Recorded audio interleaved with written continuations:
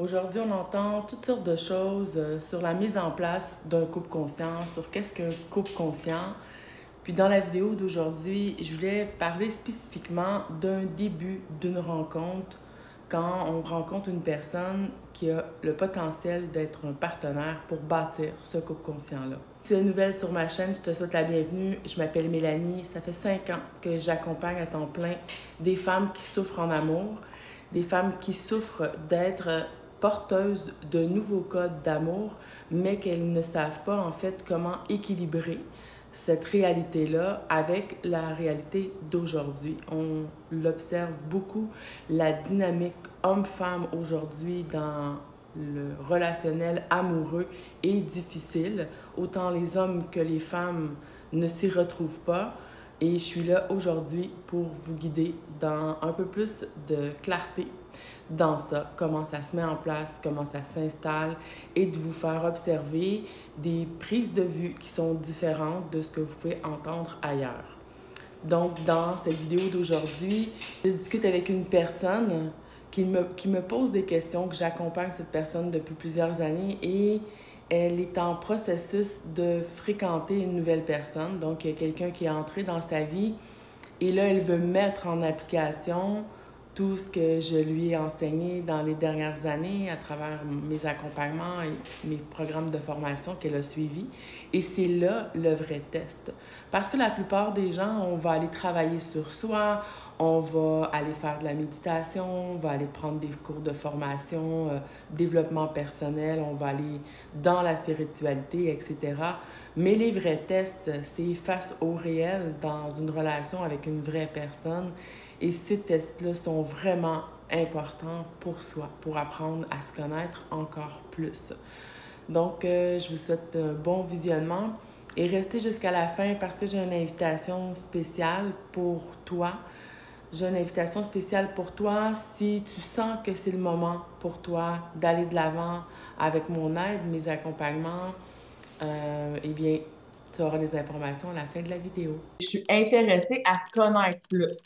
Je suis intéressée à te faire de l'espace dans ma vie plus. C'est ça le mot. Comment on fait pour avancer à une vitesse qui satisfait les deux? On n'est pas pressé. La plupart du temps, c'est pas je suis pressé à fusionner avec toi, pas être dans la case couple. C'est vraiment un processus d'entrevue. Ça fait des années que je disais ça, même quand j'avais 18, 19 ans. Je disais ça à mes grands-parents qui me disaient puis, est-ce que tu as un chum, là? Je passe des entrevues en ce moment. Puis, ça, c'est revenu dernièrement que si tu as une entreprise, tu passes des entrevues pour avoir des employés. Mais la job la plus importante de toute ta vie que tu vas avoir à passer des entrevues, c'est pour ton partenaire de vie. Fait que je pense que c'est important qu'on prenne notre temps puis que ça soit un processus qu'on prend à cœur, vraiment, puis qu'on veut pas précipiter les choses. Moi, si j'engage quelqu'un pour mon entreprise, qui a un poste hyper important, ben je vais pas précipiter à avoir absolument, hey, est-ce que tu peux commencer la semaine prochaine? Avant de te faire commencer, avant de te donner mes numéros de compte de banque, avant de te donner le numéro de mon coffre-fort, etc., puis on peut faire des métaphores avec notre intimité, puis tout ça, avant de te donner accès à ce qui est vraiment précieux pour moi, que j'ai bâti, donc ma confiance en moi aussi, mon espace où est-ce que moi je me sens bien, j'ai mis de l'harmonie dans mon être, dans ma vie, avant de laisser une personne dépasser ces étapes-là, il va falloir qu'il y ait de la confiance qui s'établit. C'est pour ça que je dis toujours qu'un couple conscient, ça se base, la base des fondamentales, c'est une amitié, que ça devrait être ton meilleur ami avant tout. Puis si ça, c'est pas en train de s'installer, ne continue pas. Si tu me dis, je suis pas sûre que je peux y faire confiance, je me sens pas bien avec ça ou avec ça, va adresser ça avant tout avant de te rendre à la prochaine étape du processus d'entrevue. Si tu faisais une entrevue avec une personne que tu pourrais t'intéresser pour ce poste de partenaire de vie, première étape, là, ben, tu vas avoir des besoins spécifiques que tu cherches, des qualités. J'ai besoin, par exemple, d'une personne qui va être capable d'ouvrir une porte. Je donne un exemple pour une entreprise qui va être capable de travailler avec tel logiciel. Mais chez un partenaire de vie, tu as aussi des critères très importants, spécifiques que tu devrais aller voir comme un bon communicateur. Si tu es une personne en conscience, tu veux un bon communicateur, une personne qui va s'exprimer clairement dans ce qu'il vit, dans ses besoins. Puis oui, les hommes, je ne vais pas généraliser puis dire que tous les hommes ont une difficulté à ça, mais des fois, c'est plus difficile d'exprimer avec des mots.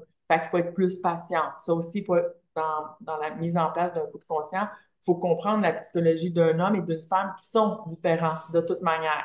Nous, on a des insécurités X, puis eux ont d'autres types d'insécurités. Ça, faut être capable de voir que la psychologie, elle fonctionne différemment. Puis, dans le fond, dans les critères, bon communicateur, que lui soit capable d'exprimer, mais soit aussi capable de recevoir ce que toi, tu vas exprimer, puis qu'il ne va pas être en réaction tout le temps, puis tout ça. Donc ça, c'est déjà, pour moi, en tout cas, un de mes critères de base que ça, c'est un critère que si le candidat, il n'a pas ça, c'est non. Puis s'il me dit, je l'ai pas, là, je le vois, toi, là, tu t'exprimes, tu me dis des choses, c'est clair, j'aimerais ça que tu me montres comment, ah, là, il est dans une volonté de s'améliorer. Peut-être que je pourrais considérer ce critère qui pourrait s'améliorer avec le temps. Puis aussi, dans les critères, et c'est très important, de ne pas prendre la personne avec un potentiel de développer ce critère-là. C'est actuel. Actuel, il est où? Actuel, c'est pas là. Alors, il ne peut pas être considéré dans mes potentiels partenaires. Puis quand je dis, si je passe des entrevues, là, une entrevue, pour moi, c'est pas coucher avec une personne, là. Ça fait pas partie de l'entrevue. Ça fait partie des privilèges de quand tu as accédé au poste. Tant que tu n'es pas dans le poste, tu n'as pas le badge là, que tu es engagé dans l'entreprise, on n'a pas fait ton due diligence, qu'on appelle en anglais, là, c'est comme ton check-up là, de tes antécédents, de ci, de ça. Tant que le background n'est pas fait, tu n'as pas le privilège d'avoir tes assurances collectives dans une entreprise, une grande entreprise, ben, tu n'as pas le privilège de dormir dans mon lit. S'embrasser, c'est d'autres choses. C'est une partie de l'intimité, mais je veux dire, c'est pas aussi impliquant, surtout pour une femme, quand on comprend les hormones, comment ça fonctionne. Comment on s'installe, comment le tempo se met en place.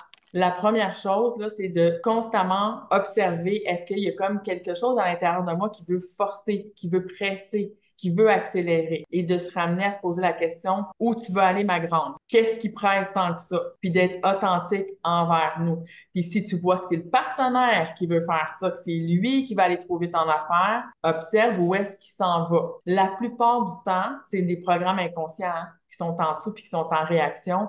Je veux caser le truc. Je veux m'assurer je vais avoir ce partenaire-là. Des fois, ça peut être aussi parce qu'on a idéalisé cette personne-là. Fait que le but que tu l'idéalises, tu mets cette personne-là sur un piédestal puis tu veux pas que personne vienne chercher ton morceau de steak, finalement. On va se sécuriser dans ça. Ou bien, ça peut être parce que par dépendance affective, tu veux rapidement te retrouver au lit, justement, par survie. Des fois, la femme, ça peut être ça, par survie que on a appris depuis des millénaires que si tu es désirable, si tu es désiré, tu vas pouvoir avoir ce partenaire-là, il va te choisir à quelque part. Mais ça encore, c'est une grande nuance à faire. C'est pas parce qu'un homme, il te choisit sexuellement qu'il te choisit pour être partenaire de vie.